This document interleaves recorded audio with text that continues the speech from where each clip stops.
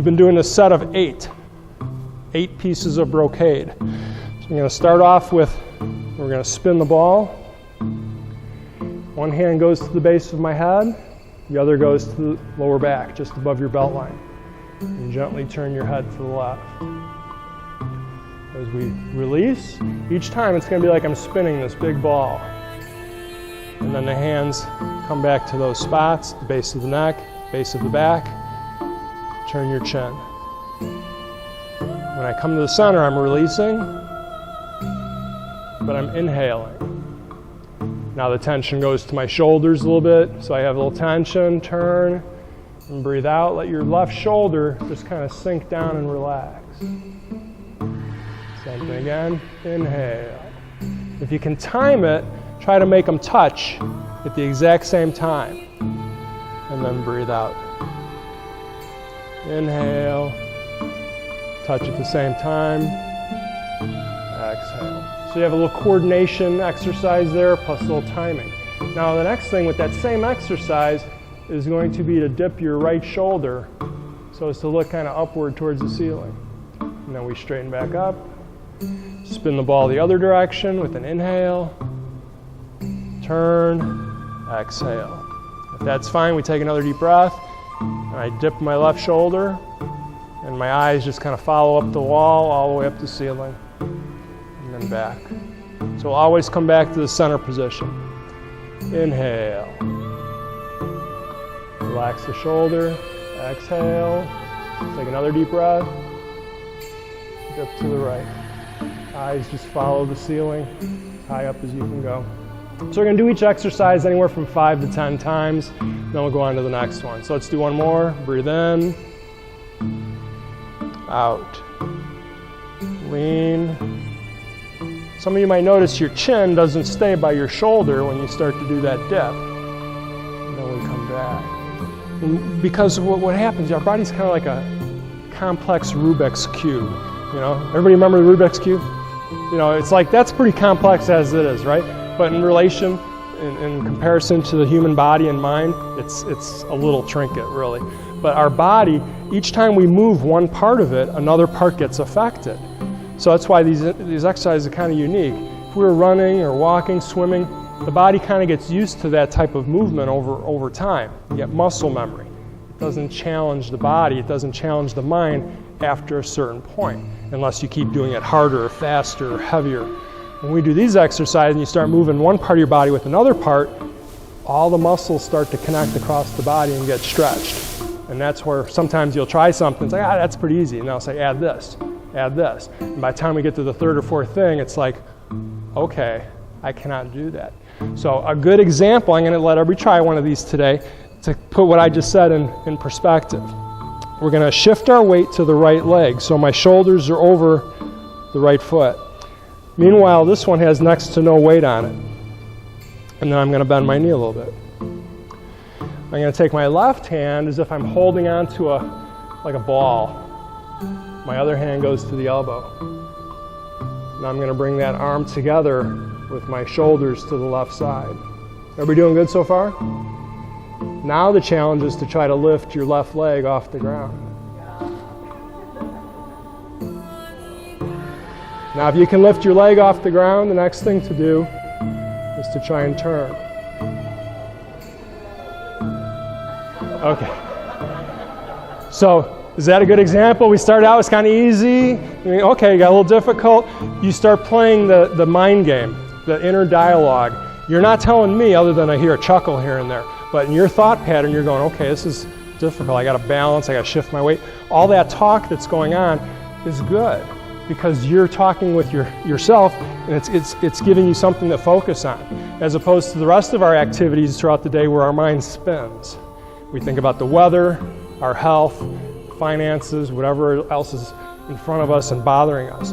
When we do these exercises, it makes us think about our body and our thought process of what we need to do to accomplish it. So we got to do the other side. So now we would shift to the left, because you're going to notice one side is going to be better or worse than the other. So I'm centered over my left foot. This foot has a little weight. I sink down on the left side. Scoop up the hand, other hand by your elbow. Gently turn to the right. If you can, try to lift that leg. If you can point your toes, point your toes. And then if you can gently twist your spine so as to turn behind. So that's just one exercise. If we continue to do these exercises, what we'll do is every month it'll be a different set of breathing exercises, coordination exercises. That Chen style Tai Chi form, we would do so many movements, and the next month we might do a different set. Totally different type of exercise. It's all still martial arts movements for your health. And what we just did is one of 18. There's 18 exercises that we can do like that where you're trying to balance, or another position is here. This is one variation, another variation, another variation. That's just one position that we'll do on both sides. So that gets you 2 exercises of the 18. And then we have here the feet equally spaced, tailbone tucked, hands out, and we twist like a spring. So not all the exercises are for balance, but they might be for flexibility or strength, coordination, whatever the case may be. So let's go back to that set of 8 that we've been doing. So we just spun the ball side to side. The next one is a new one. We're going to do that big heart-shaped breath again, but then put our hands on our back. Then I'm going to dip my chin in each vertebrae, one after the next. Then I'm going to try to slide my hands down the back, my legs, as far as I can go. When I can't go any further, I let the arms dangle. Then I bend my knees, and I reverse. One vertebrae at a time, straightening up, finishing with the head straight ahead again. Now there's breaths with that, obviously. Don't hold your breath, because I didn't say to breathe. Never just hold your breath.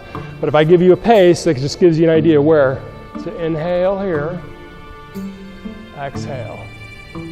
So I got my shoulders kind of pinned back, my chest is wide open. Inhale again, and then as I bend, I'm going to let the breath out. Each vertebrae bending.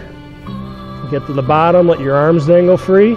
Now if I'm looking at my feet, that means I have tension on my neck.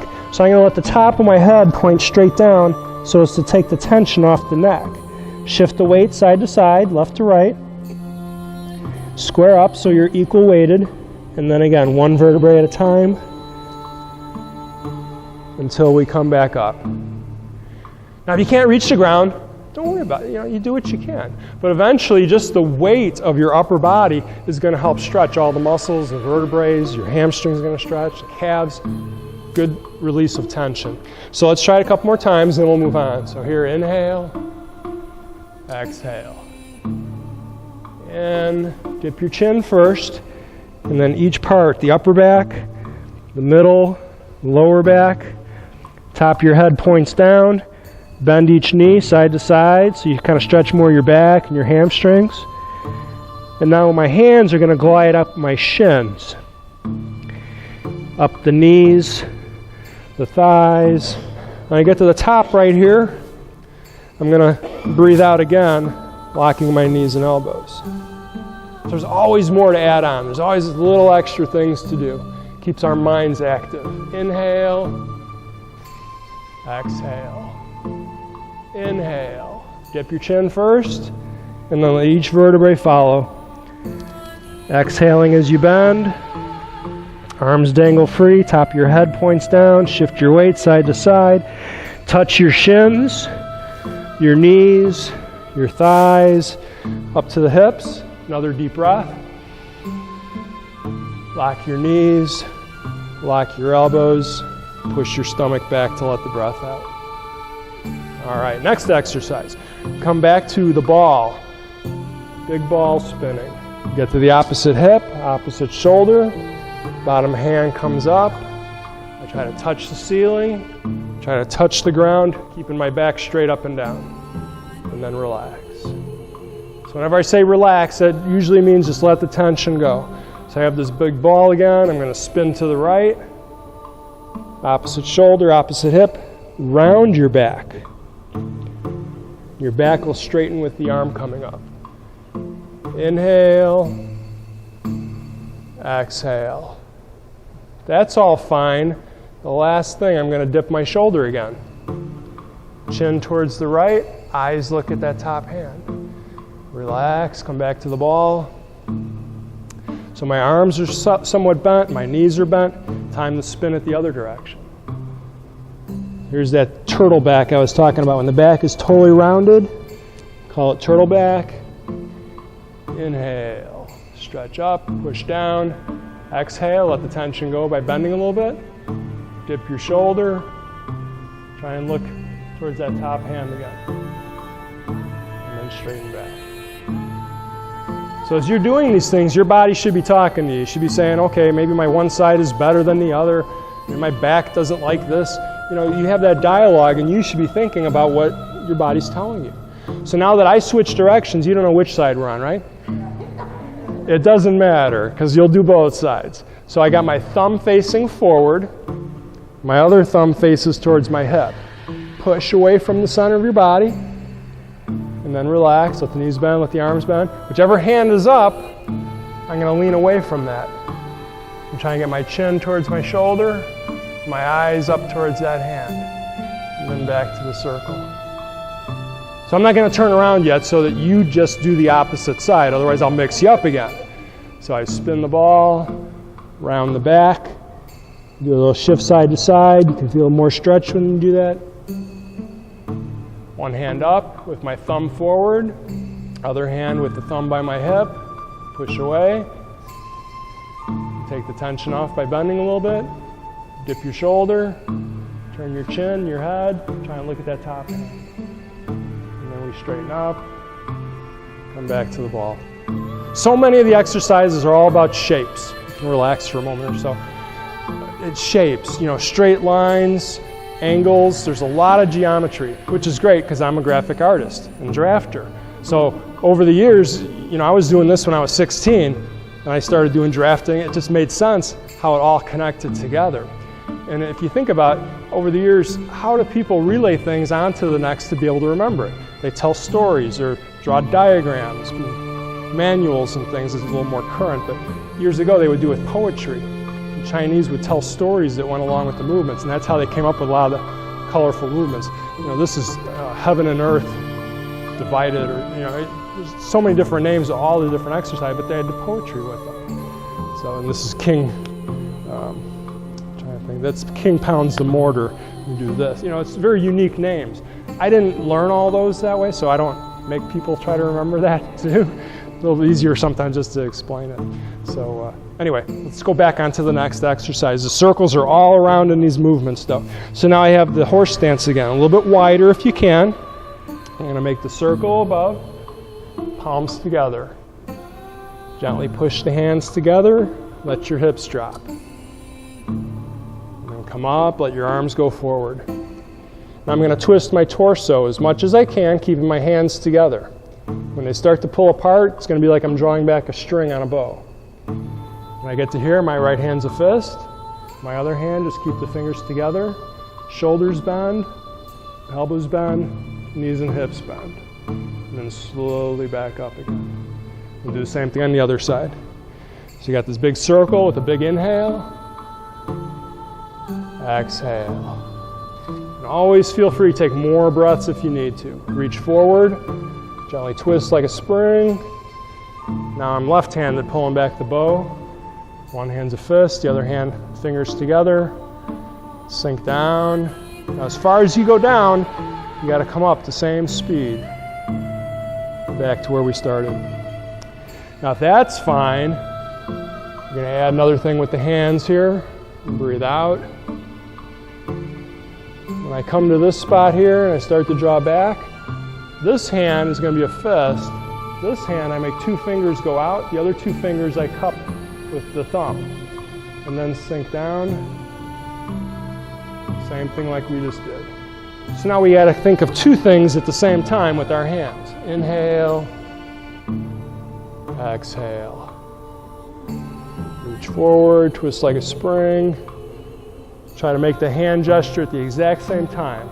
One's a fist, one's two fingers. And sink down. Slowly back up. Let's do one more and then we'll go on to the next exercise and we'll take a break. Inhale. Exhale. Inhale. Same time with the hands. Exhale. Slowly back up. Next one. Our feet are in the right spot. You're going to sink down, put the thumbs on the outside, fingers on the inside. Round your back as much as you can, that turtle position. A little shift side to side. And I come up, I'm going to arch, horseback. Arch your back the other direction. Then back down, dip your chin, round your back. So there's a deep inhale with this as you come up, inhale. Come down, exhale. That's all fine. I come up the same way, inhale. When I come down to exhale, I try to bring my left shoulder to my right knee. And then back to the center. Inhale. Left side, exhale. And if that's fine, we're going to look over the shoulder at the same time. So here I'm up, twist, try and look to the back of the room over your shoulder. So now the neck has to go a little further.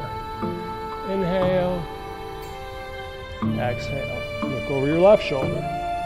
Next thing, if you can do all that, I'm going to shift my weight to the right side and then twist and then look over the shoulder. Square back up, inhale. Left side shift, exhale, try to look over the left shoulder. So once again, your body should be telling you stuff, whether it's tight, maybe it feels good, feel like you're releasing some tension. Others might feel like your neck don't like it. It's all up to you to kind of decide how far you can go with it. Let's finish this one up or shift to the right again. Take that big deep breath and kind of a quick exhale, followed by another deep breath. A little slower exhale. One more, deep. Even slower with the exhale. So what I meant with that last part about you deciding what you need to do, think of these exercises like a volume control on a radio. Then you decide if you like it at 3 or 4 by how wide you go, how low you go, how far you twist. That's the volume control. And you have to know what you feel comfortable with. Don't just turn up to 10 because you see me going down to here. You know, that's a 10. You know, don't just, oh, Jim did it, I'll do it. Go by what you feel comfortable with. And then next time we do another repetition, go a little further if you like or back off, whatever the case may be.